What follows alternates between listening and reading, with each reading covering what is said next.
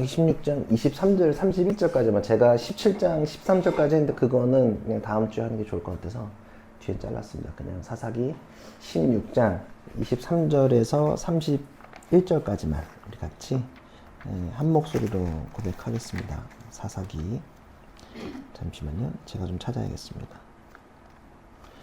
사사기 16장 23절에서 31절을 한 목소리로 합독하겠습니다.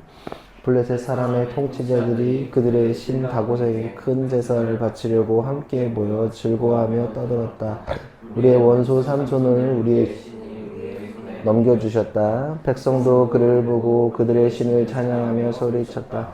우리 땅을 망쳐놓은 원수, 우리 백성을 많이 죽인 원수를 우리의 신이 우리 손에 넘겨주셨다.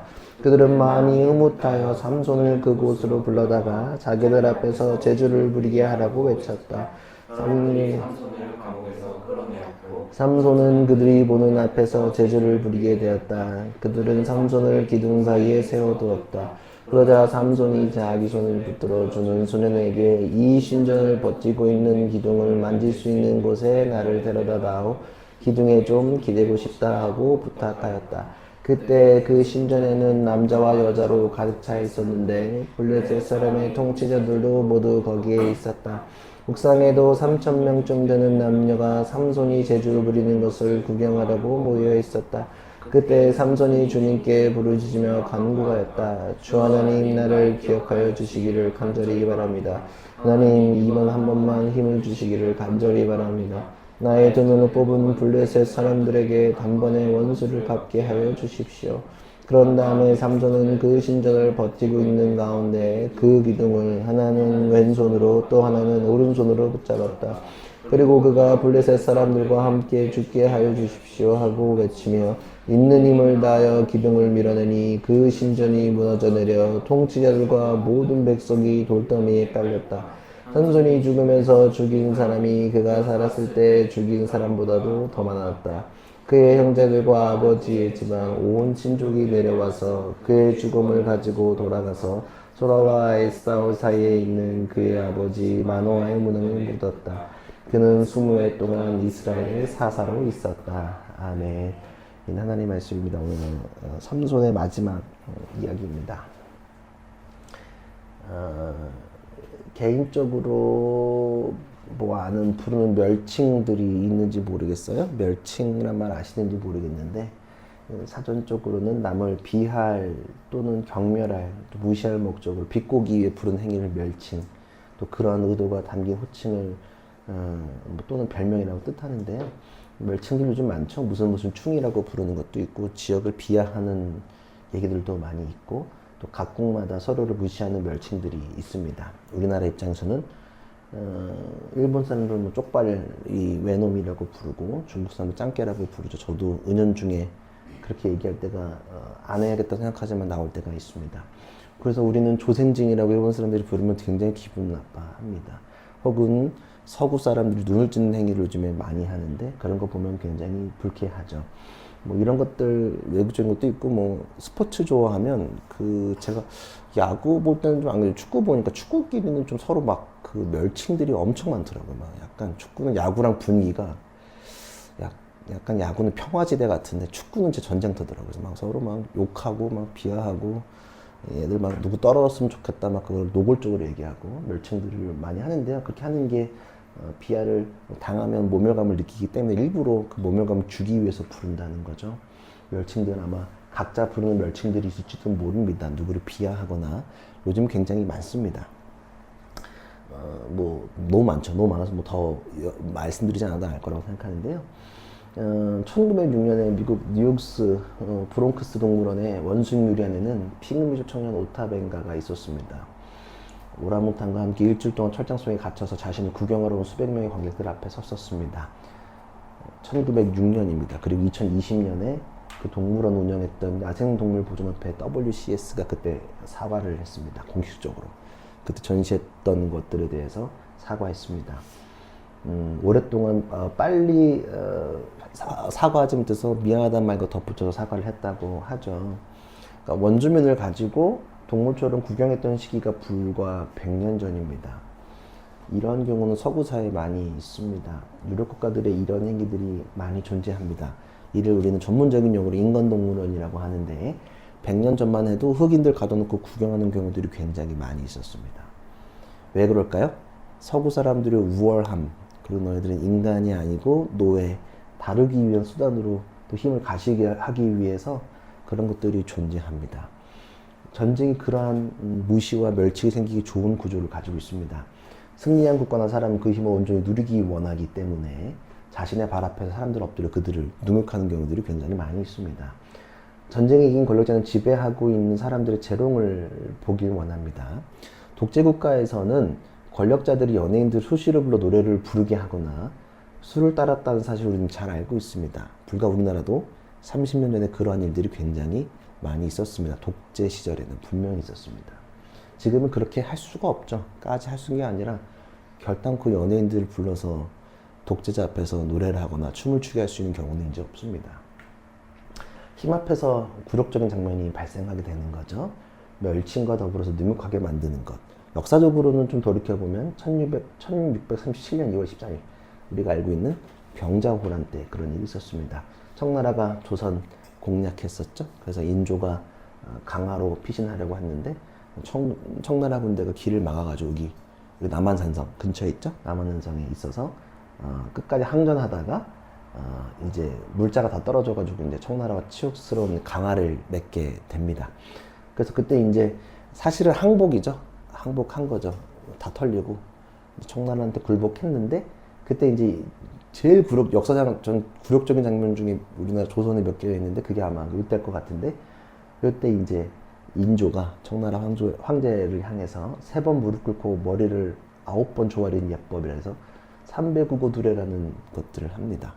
그래서 이제 이마에 피가 날 정도로 무릎을 한번 꿇고 머리를 3번 조아렸다는 굴욕적인. 그래서 남한산성을 생각하면 사실은 지금 올라가면 뭐 롯데월드 타워도 보이고 서울도 잘 보이고 밤에 올라가면 되게 낭만이 있거든요. 되게 서울 쫙 보이고 근데 거기 올라가면 좀 마음이 그렇게 편하지는 않습니다. 이게 이제 굴욕을 당한 장면입니다. 오늘 삼손이 그런 비슷하게 인간동물원처럼 보이는 것 같기도 하고 또 인조가 그렇게 행했던 것처럼 삼배구고두례를 했던 것처럼 그런 모습이 오늘 소개되고 있습니다. 23절에서 25절 되게 담담하게 소개되는데요. 오늘 성경 좀 많이 볼 겁니다. 잘 보세요. 23절에서 25절입니다. 블레셋 사람의 통치자들이 그들의 신 다곤에게 큰 제사를 바치려고 함께 모여 즐거워 떠들었다. 우리의 원수 삼손을 우리의 신이 우리의 손에 넘겨주셨다. 백성도 그들을 보고 그들의 신을 찬양하며 소리쳤다. 우리 땅을 멈추는 원수, 우리 백성을 많이 죽인 원수를 우리의 신이 우리 손에 넘겨주셨다. 그들은 마음이 흐뭇하여 삼손을 그곳에 불러다가 자기들 앞에 제주를 부리게 하려고 외쳤다. 사람들이 삼손을 감옥에서 끌어내었고 삼손은 그들이 보는 앞에서 제주를 부리게 되었다. 그들은 삼손을 기둥 사이에 세워두었다. 그들의 신 다곤에게 큰 제사를 드리려는 물고기랑 섞인 다곤입니다. 많이 나오는데요. 그들의 감사 예배를 드렸겠죠. 그들한테도 이겼으니까. 그리고 보란듯이 그곳에 삼손을 세워두었습니다. 이런 치욕이 없었을 것 같아요. 그러니까 차라리 죽이면 죽였는데 죽이지 않고 괴롭히는 게 더 치욕스럽거든요. 죽이지 않고 괴롭히는 거라는 거예요. 그래서 그들의 노래와 예배를 느껴야 했고요. 사실은 근데 더 굴욕적인 건 볼 수 없다는 거. 눈이 뽑혔기 때문에 힘도 없고 눈도 뽑혔고 묶여가지고 조롱당하고 있었습니다. 그리고 심지어 삼손에게 제조를 부리라고 합니다. 인조가 당했던 삼배구고두례와 같은 치욕이 여기서 느껴지기도 합니다. 눈도 보이지 않고 힘도 없고 굴욕을 당하고 있습니다. 그때 삼손이 기도하기 시작합니다. 26절에서 28절. 이거 우진이가 읽어줄래? 삼손의 마음으로 26절에서 28절. 보세요. 성경책 26절에서 28절 한번 읽어주세요. 찾으면 읽어줘. 시작해. 이거 아까 했던 16장 26절에서 28. 그러자 삼손은 자기 손을 붙들어주는 소년에게 이 신전을 버티고 있는 기둥을 만질 수 있는 곳에 나는 데려다다오. 기둥에 좀 기대고 싶다 하고 부탁하였다. 그때 그 신전에는 남자와 여자가 갇혀 있었는데 블레셋 사람의 통치자들도 모두 거기에 있었다. 옥상에도 3,000명쯤 되는 남녀가 삼손이 제주 부리는 것을 구경하려고 모여 있었다. 그때 삼손이 주인께 부르짖으며 간구하였다. 주 하나님 나를 기억하여 주시기를 간절히 바랍니다. 하나님 이번 한 번만 힘을 주시기를 간절히 바랍니다. 나의 두 눈을 뽑은 블레셋 사람들에게 단번에 원수를 갚게 하여 주십시오. 네, 거기까지. 자, 삼손은 자신을 이제 눈이 없으니까 자신을 이제 도와주던 이제 옆에 소년이 있었나 봅니다. 우진이만 했을 수도 있고 우진이 같은 소년이겠지.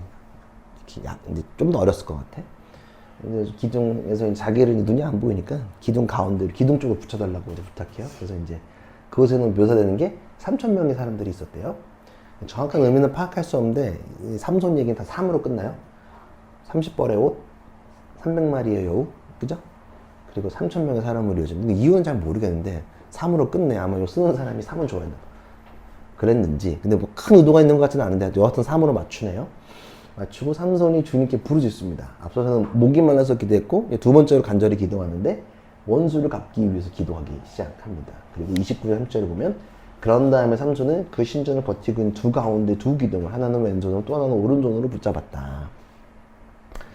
이게 뭐 더 큰데 이게 어떻게 했는지는 잘 모르겠는데 또 붙잡고 힘을 이렇게 빼앗는 게 편하잖아요. 그래서 30절 그리고 그가 블레셋 사람들과 함께 죽게 하여 주십시오 하고 외치며 있는 힘을 다해 기둥을 밀어내니 그 신전이 문전에 통치자들과 모든 백성이 돌더미에 깔렸다. 삼손이 죽으면서 죽인 사람이 그가 살았을 때 죽인 사람보다 더 많았다. 기도 후에 기둥을 밀어내서 다 쓰러뜨리게 됩니다. 모든 사람이 죽게 됐습니다. 그리고 삼손이 이전에 죽인 사람보다 블레셋 사람보다 이날 3,000명 죽인 게 더 많았다는 거죠. 건물이 무너져 압사당한 거죠. 돌더미에 압사당한 사건이 일어나게 되는 겁니다. 그리고 31절에 보면 이제 그 친족들이 내려와서 주검을 가지고 함노의 주검을 가지고 아버지가 있는 아버지 마노아의 무덤에 묻었고 20년 동안 20회 동안 사사로 있었다는 얘기를 하고 이야기가 마무리됩니다. 담백합니다. 삼손은 탄생 이야기가 기록되어 있는 몇 안 되는 인물입니다. 성경 속에서 탄생의 설화가 있는. 그리고 태어났을 때부터 나신인으로 많은 것들을 누리면서 살아갔던 사람입니다. 이러한 사람이 끝이 좀 허무하게 느껴지기도 합니다. 끝이 좀 허무하죠? 이기고 막 뭔가 헐리우드 영화처럼 좀 뚫고 나가야 되는데 그냥 다 무너뜨리면서 끝나게 됩니다. 삼손은 우리가 아는 이야기하는 어쩌면 금수저 같은 사람일지도 모르겠습니다. 좋은 것들을 누렸습니다. 그는 강함이 있었기 때문입니다. 근데 모든 것에 강했습니다. 힘도 셌고 모든 것들을 누릴 수 있었지만 그에게 부족한 것이 있었다면 소명의식이 없었습니다. 내가 누구인지 무엇을 해야 되는지 잘 몰랐습니다. 나의 정체성에 대해서 내가 왜 이 땅에 있고 내가 왜 살아가고 내가 누구인지 내가 무엇을 해야 되는지 이해를 망각하고 있었습니다. 책임을 좀 잊고 있었던 것 같아요. 그리고 느낌 가는 대로 쫓아 살다가 허무한 마지막을 경험하고 있습니다. 삼손의 영웅 이야기는 우리의 의도대로 잘 흘러가지는 않습니다. 해피엔딩을 꿈꿀 수 있었겠지만 다소 허무하고 단호하게 끝납니다. 딱 단호해요. 왜 이렇게 사사기 얘기가 끝났을까? 삼손은 그가 살아가는 동안에 누구에게도 책임을 지는 모습을 보이지 않았습니다. 그냥 자신의 몸 하나만을 위한 삶을 살았습니다. 나 하나만 죽으면 끝나는 인생을 살아갔습니다. 그의 삶에는 허망함이 있습니다. 허망은 나 하나만 죽으면 끝나는 그런 삶을 삽니다. 그리고 삼손의 죽음에는 보복만이 남겨져 있는 게 조금 아쉽습니다. 그의 죽음에는 끊어짐만 존재합니다. 모든 관계가 끊어집니다. 소명의식이 없는 그곳에는 죽음만이 존재합니다. 요즘의 현상과 저는 비슷하다고 느껴졌습니다. 요즘에 쉽게 목숨을 끊는 것, 그래서 뭐 자살이 구원 여부를 그런 걸 떠나서 그냥 쉽게 목숨을 끊는 거에 대해서는 좀 아쉬움이 있습니다. 책임을 지고 물론 압박을 당하고 그렇게 스스로 목숨을 끊는 경우들도 많이 있고 그렇다고 삼손이 자살했다는 얘기가 아니라 회피성 죽음들이 많다는 게 조금 아쉽습니다. 삼손의 모습을 갖고 있는 것 같습니다. 그냥 나 하나만 죽으면 끝나지. 그냥 이것만 아니면 되겠지. 그냥 죽고 말자. 마치 게임 끝내듯이 그렇게 하는 경우들이 많이 있다는 것이죠. 삼손의 죽음에는 끊어짐만 존재합니다. 모든 관계가 끊어집니다. 근데 이 삼손의 죽음은 한 분과 비교됩니다. 누구랑 비교될까요? 딱 떠오르는 분 계시지 않으세요? 희생을 통해서 사람을 살리고 죽이는 이야기. 누구죠? 희생하면 예수님이죠. 예수님이 죽은 거 굉장히 흡사한 모습을 가지고 있습니다. 되게 대비됩니다. 예수님은 예수님의 죽음은 삼손의 죽음과 달리 모두와의 관계를 묶어내고 이어내는 죽음이지만 삼손의 죽음은 모든 것을 끊어내고 끊어지게 만드는 죽음입니다. 누군가의 죽음은 끊어짐과 허망을 얘기한다면 누군가의 죽음은 묶임과 희망을 얘기합니다. 로마서 4장 25절을 보면 예수는 우리의 범죄 때문에 죽임을 당하셨고 우리를 의롭게 하시려고 살아하셨습니다 라고 합니다. 예수님의 죽음은 허망이 아니라 희망입니다. 우리와 연결되기 위해서 돌아갔던 사실을 우리는 알고 있습니다. 삼손의 인생에서 우리는 인생의 헛됨과 허망을 봅니다. 하나님 앞에 사는 인생이 어떻게 끝맺어 가는지 우리는 봅니다. 또 무엇으로 연결되어지도 봅니다. 하나님이 없는 그 삶의 죽음의 끝에는 자신의 선택과 행위로 보상받기 위한 삶을 볼 수 있습니다. 그 보상이라는 것이 그저 자신의 보복을 위해 다른 이들을 죽이고 자신을 죽는 것들을 봅니다. 그러한 인생에는 허무함만이 있습니다. 그래서 로마서 8장 38, 39절을 보면 사도 바울이 이렇게 얘기했어요. 나는 확실합니다. 죽음도, 삶도, 천사들도, 권세들도, 현재일도, 장래일도, 능력도, 높음도, 깊음도, 그 밖에 어떤 피조물도 우리를 우리 주 예수 그리스도 안에 있는 하나님의 사랑에서 끊을 수 없습니다. 라고 얘기합니다. 우리의 신앙은 막연함과 허망을 얘기하지 않습니다. 진심, 확신을 우리의 힘으로 가지지 않습니다. 야, 내가 진심으로 됐어가 하나님의 뜻을 이야기하지 않습니다. 우리가 진심으로 됐다 그러면 뭔가 신앙에 있어서 진심으로 하면 모든 게 다 될 거라고 생각하지만 하나님 없는 진심은 허무합니다. 삼손도 늘 진심이었을 겁니다. 그걸 얘기하는 게 아니라 확신의 근거는 예수님의 능력과 희생이 있다는 사실을 우리는 잘 기억해야 합니다. 예수님으로 묶인 우리는 허무가 아니라 소망과 희망을 얘기합니다. 소명의식이 있는 우리는 허무가 아니라 희망을 이야기할 수 있게 되는 것입니다. 이해되시죠? 삼손이 눈이 뽑히고 그들의 심전 앞에 놓였을 때 허무함과 나약함을 경험할지 모릅니다. 여러분들이 그랬다면 어땠을까요? 내가 좀 잘하고 싶었는데 다 털려버리고 거기 묶여 있다면 어떨까? 마치 그리고 그들의 신 다곤의 승리를 바라보면서 그들의 예배를 귀로 듣고 눈도 보지 못하는 그리고 무슨 일을 자기를 누명하고 있는지도 모르는 마치 앞에서 제가 서두에 말씀드렸다시피 인간 동물원에 있는 흑인들처럼 원주민들처럼 그런 굴욕을 맛보면서 또 모욕을 보면서 뭐라고 생각할 수 있을까? 삼손은 자신이 늘 강할 것이라고 생각했습니다. 그리고 그 강한 힘을 타인과 하나님을 쓰지 않고 자신을 위해서만 썼다는 사실입니다. 자신의 힘만을 의지했습니다.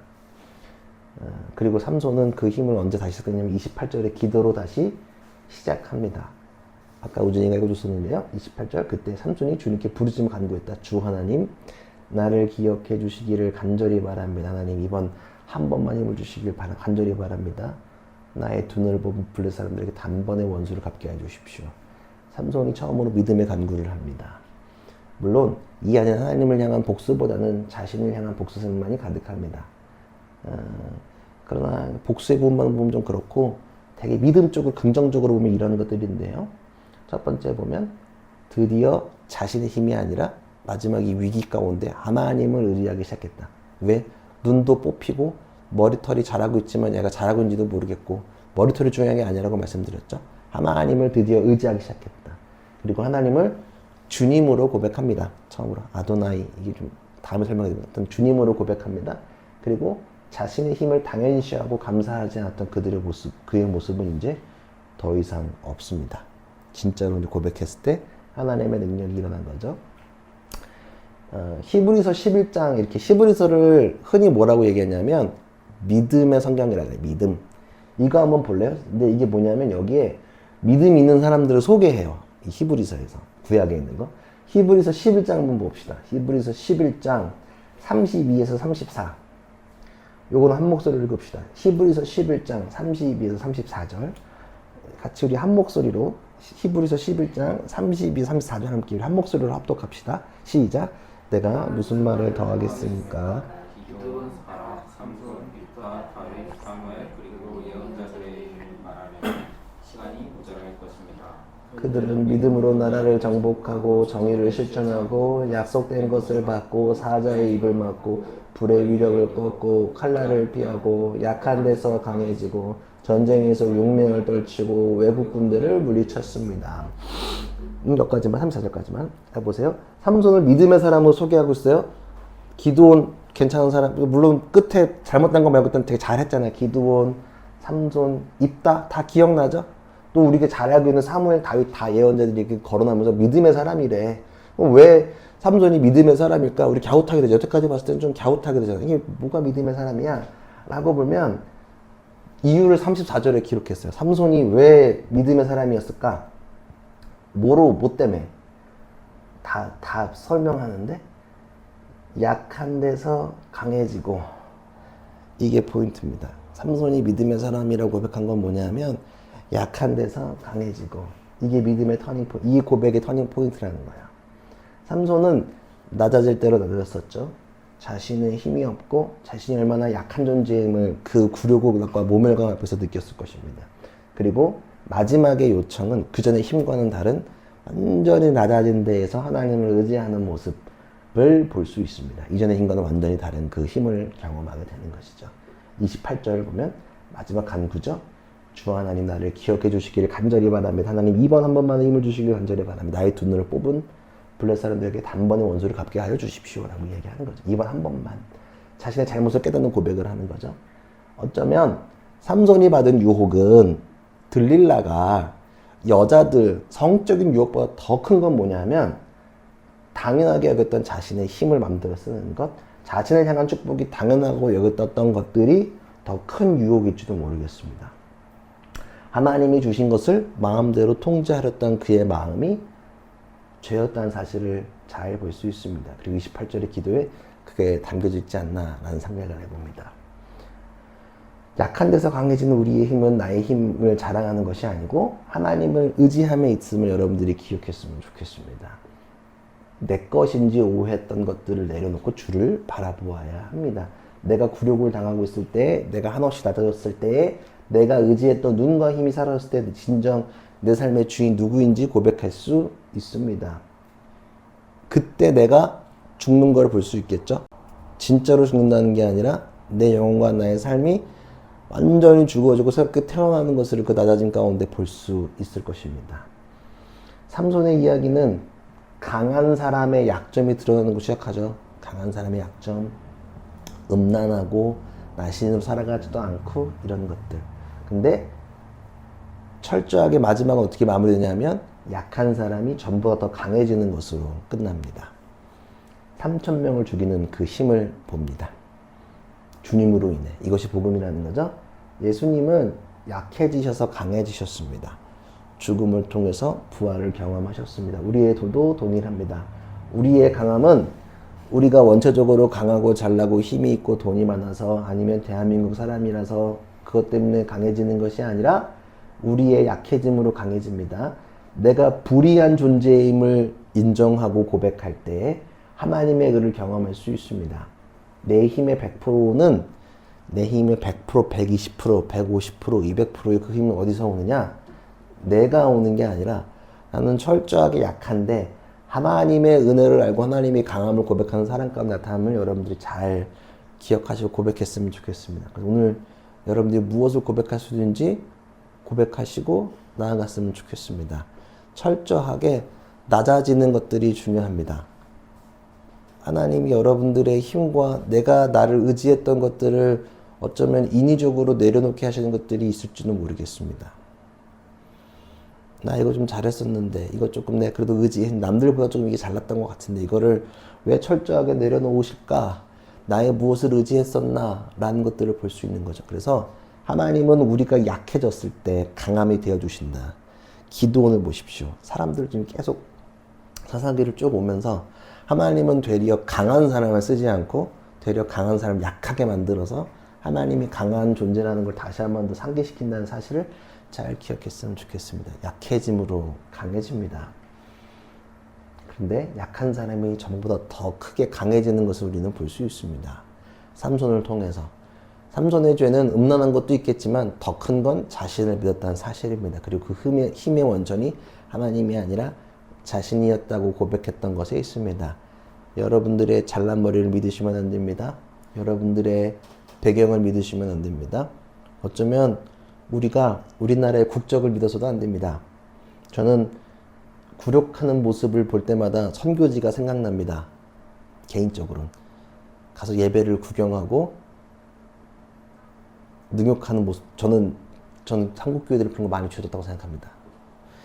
그들의 예배를 구경하면서 우리 예배와 비교하고 마치 동남아 선교를 인간동물원 보러 가듯이 인스타 찍으러 가고 동영상 만들러 가는 한국 교회 모습, 교회만 지어주러 가는 능욕하는 모습을 봅니다. 그런 거 다 내려놔야 합니다. 그들은 크게 한국 사람이라서 그들을 되게 무시하고 뭔가 주려고만 한다는 것들이 많이 있다는 거죠. 근데 그게 영원할까라고 들어보면 좀 영원하지 않을 수도 있다고 생각합니다. 과연 이게 영원할까? 요즘은 좀 무섭습니다. 언젠가 확 무너질 수도 있겠다는 생각을 많이 하게 됩니다.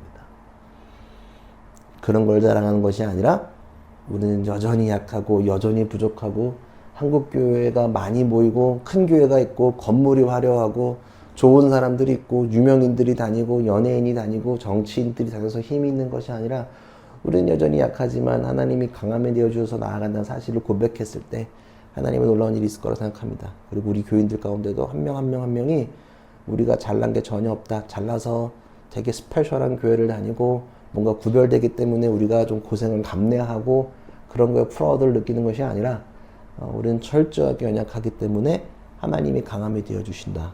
수능을 앞두고 있는 마음 가운데도 또 혹은 내가 그 다음 진로를 준비하고 있는 와정 가운데도 내가 회사에서도 내가 좋은 회사를 다니고 있지만 그 회사 가운데서도 내가 좋은 학교를 다니고 있고 좋은 가정 가운데 삶이 풀어지고 있지만 내가 잘나서 내가 위대해서 내 노력으로 된 것이 아니라 내가 민첩한 게 아니라 하나님이 그 안에 동행하시고 나는 철저하게 잘 되면 잘 될수록 그것을 무서워해야 합니다.